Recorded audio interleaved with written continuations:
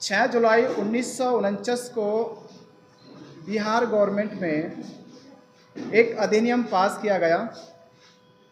उस अधिनियम की लड़ाई करीब करीब अभी जो वक्त हुआ वो 132 वर्ष हो गए। 132 वर्षों से लगातार धम्मपाल अनागारिक जी के नेतृत्व में वो लड़ाई शुरुआत की गई थी।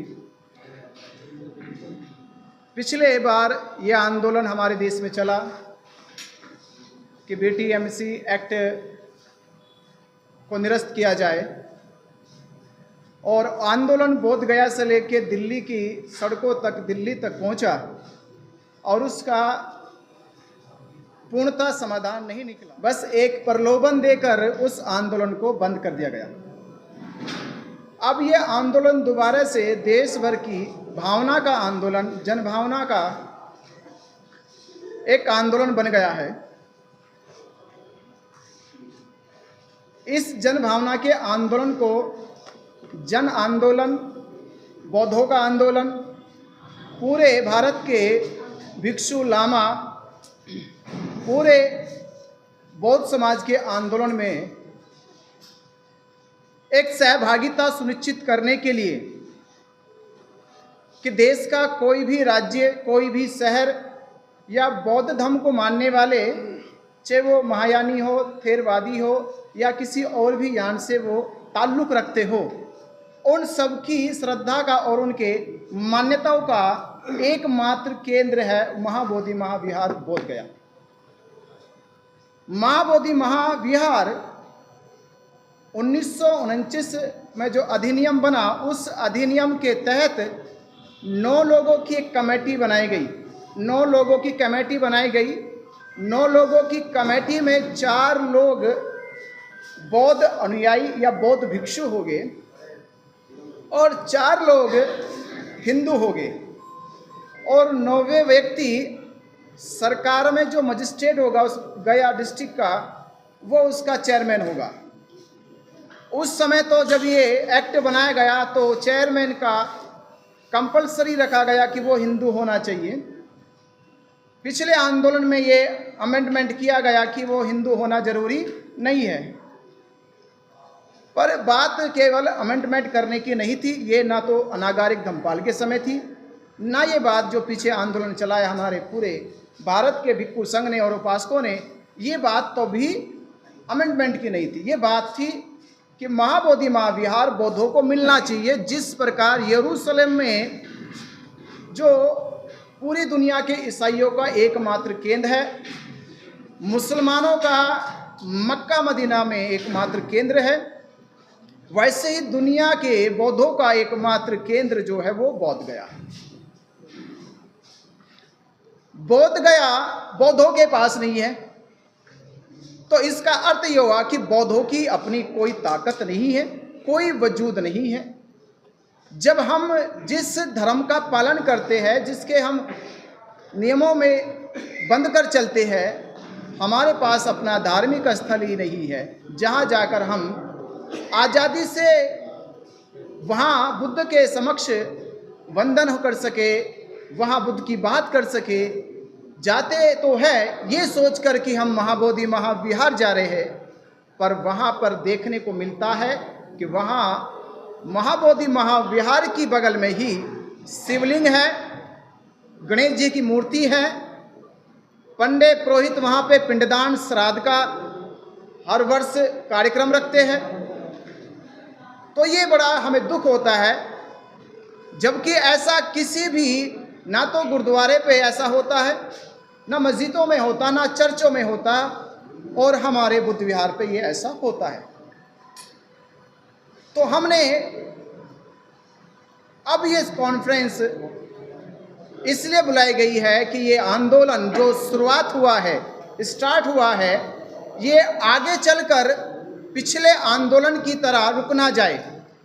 ये जन आंदोलन बने और इस आंदोलन में देश भर के भिक्षुओं का, लामाओं का, बौद्ध उपासकों का नेतृत्व इसमें सुनिश्चित होना चाहिए। जो लोग इस आंदोलन को अपने कंधों पे लेना चाहते, रख कर चलना चाहते हैं, इसमें अपनी आहुति देना चाहते हैं, वो इस आंदोलन का हिस्सा बन जाए। जिसमें उनकी मांग यही प्रथम मांग रहेगी कि हमें बीटीएमसी एक्ट 1949 को पूर्ण रूप से निरस्त कर दिया जाए। कोई अमेंडमेंट नहीं, कोई सुधारी की गुंजाइश नहीं, कोई और प्रलोभन नहीं, बस एक ही बात है। इस आंदोलन का पूरा एक ही उद्देश्य है कि महाबोधि महाविहार को, उसके नियंत्रण को, जो अभी तक अधिनियम बना के चलाया जा रहा था, वो अधिनियम पूरी तरह से निरस्त हो जाए। निरस्त कैसे होगा? आंदोलन की पहली प्रक्रिया धरने से शुरू हुई है। पहला, हमने सरकार पे एक अपनी बात को पहुंचाने के लिए धरना प्रदर्शन, जिसको आज 23 दिन हो गए हैं, 23 दिन का धरना प्रदर्शन जो बोधगया में चल रहा है। 17 दिन वो धरना प्रदर्शन महाबोधि महाविहार के सामने जो एक बाउंड्री वॉल थी, उस बाउंड्री वॉल में चल रहा था।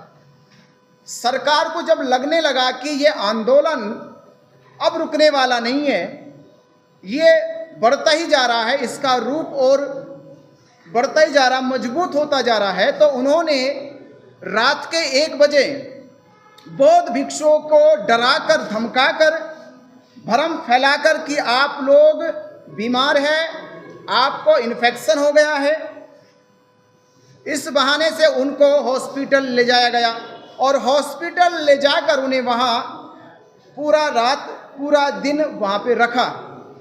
अगले दिन उस समय तक हम वहीं थे। मैं करीब धरना प्रदर्शन में 5 दिन बिता कर आया और 5 दिन बीतने के बाद जो एहसास हुआ कि ये आंदोलन आगे कमजोर ना पड़े, तो हमें पूरे अखिल भारतीय भिक्षु संघ, अन्य उपासक संघों का या देश के सभी जितने भी अलग अलग हमारे संगठन हैं जो बौद्ध धर्म का प्रचार प्रसार करते हैं, उन सब की भागीदारी इसमें सुनिश्चित हो जाए, जिससे कि ये आंदोलन जन आंदोलन बन जाएगा।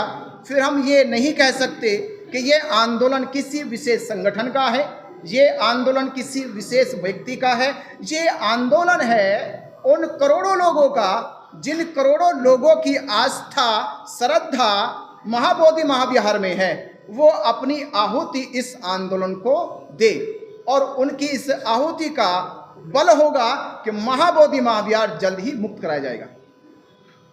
तो इस उद्देश्य को लेके आपको बुलाया गया। अब इसकी प्रक्रिया, पहला धरना, दूसरा हमने घोषणा करी थी वहीं से बोधगया से कि हम अब इसको दूसरे चरण की ओर ले जाने की कोशिश कर रहे हैं। दूसरा चरण का मतलब है कि हम 1 अप्रैल से पूरे भारत में, आप मीडिया के माध्यम से भी कह रहे हैं कि पूरे भारत में से जो लोग चाहते हैं कि महाबोधि महाविहार मुक्त होना चाहिए, जिस प्रकार हिंदुओं ने एड़ी से लेके चोटी तक की जान लगाई, हर एक तरह के माध्यमों अपनाए उन्होंने, और उन्होंने वो मंदिर बना लिया जहां कोई अवशेष भी नहीं था। हमारा तो पूरा जिंदा खड़ा है, पूरी इमारत है, और इमारत जिंदा में हम प्रवेश नहीं कर पा रहे। तो दूसरा चरण है कि हमने 1 अप्रैल से पूरे भारत में ये आह्वान किया बोधगया से, और यहाँ आपके मीडिया के माध्यम से भी कर रहे हैं कि पूरे देश के लोग 1 अप्रैल से पद यात्राएं, बाइक यात्राएं, कार यात्राएं, जो भी साधन है, उस साधनों से वो बोधगया में बुद्ध पूर्णिमा, जो पूरी दुनिया के लिए सबसे पवित्र पर्व है, बुद्ध पूर्णिमा इसलिए मनाई जाती है, सबसे 3 तारीखों में एक तारीख विशेष है। वैशाख पूर्णिमा की 3 तारीखें है, सिद्धार्थ का जन्म, सिद्धार्थ को संबोधि और बुद्ध का महापरिनिर्वाण। पर इन 3 तारीखों में जो विशेष तारीख है वो है संबोधि। अगर संबोधि ना होती तो जन्म भी याद ना करते और ना ही उनका महापरिनिर्वाण याद किया जाता। तो विशेष तारीख है संबोधि, और संबोधि का स्थान है बोधगया। संबोधि का स्थान है बोधगया। तो देश भर के बौद्धों को, पूरे भिक्षु संघ को इस बार की बुद्ध पूर्णिमा मानव तथागत बुद्ध को समर्पित कर दे, तथागत बुद्ध को समर्पित कर दे कि इस बार की बुद्ध पूर्णिमा पूरा देश, पूरा बौद्ध समाज, पूरा भिक्खु संघ इस बार की बुद्ध पूर्णिमा बोध गया में मनाए। ये संकल्प अगर हमने ले लिया और ये शुरुआत हो गई, क्योंकि आंदोलन तब मजबूत होता है जब उसका दबाव सरकार पे पब्लिक बन जाए। तो पब्लिक के दबाव कैसे बनेगा? जब आप एक जगह सेंट्रलाइज हो जाए। एक दिन चुन लिया बुद्ध पूर्णिमा, तो बुद्ध पूर्णिमा पर देश भर से लाखों लोग पहुंच जाएंगे। उस दिन बिहार सरकार के मुख्यमंत्री जी, राज्यपाल जी वहीं रहते हैं।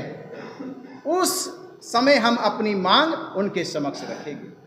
ये भारत और दुनिया का बौद्ध समाज, ये भिक्खु संघ बोध गया में इसलिए इकट्ठा हुआ है, इसलिए यहाँ पर इकट्ठा हुआ क्योंकि इसकी धरोहर अभी इसके पास नहीं है। हिंदुओं के पास अपनी मंदिर है, मुसलमानों के पास मस्जिद है, ईसाइयों के पास चर्च है, पर बौद्धों के पास अपना महाविहार नहीं है। ये बौद्धों के साथ अन्याय हो रहा है, और ये अन्याय अभी से नहीं, इसको तकरीबन अभी 75 साल अन्याय को हो गए। 75 साल से ये भारत का बौद्ध समाज अन्याय सहन करता आ रहा है। पर क्या हम इस भारत को किस तरह से कहें कि भारत में अब संविधान लागू होने के बाद भी क्या सरकारों ने सभी धार्मिक मान्यताओं में समानता का रवैया अपनाया? अगर ये समानता का रवैया अपनाया गया होता तो भारत के बौद्ध समाज के लोग यहाँ इकट्ठा नहीं होते। ये हमारी दूसरी प्रक्रिया। तीसरी प्रक्रिया में यही कि जब यात्रा चलेगी तो वो एक जनसमूह में परिवर्तित हो जाएगी। यानी यात्राओं का असर होगा कि सरकारों में हर डिस्ट्रिक्ट में जब यात्राएं निकलेगी तो उनको ज्ञापन जाएगा। हर डीएम मजिस्ट्रेट ज्ञापन को राष्ट्रपति भवन भेजे, मुख्यमंत्री के दफ्तर भेजे, राज्यपाल के दफ्तर भेजे।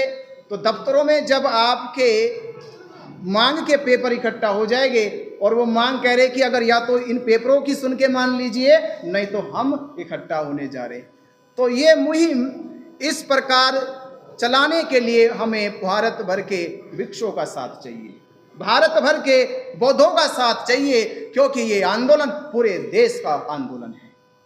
इसमें कोई भी रजिस्टर्ड संगठन इस आंदोलन का नेतृत्व ना करे, बल्कि महाबोधि महाविहार को मुक्त कराने के लिए भारत भर के जितने भी लोग इस आंदोलन में आकर अपना आंदोलन के रूप में काम करना चाहते हैं, वो अपना प्रतिनिधित्व सुनिश्चित करे और वो टीम बनकर इस आंदोलन को मुक्ति की ओर लेके जाए।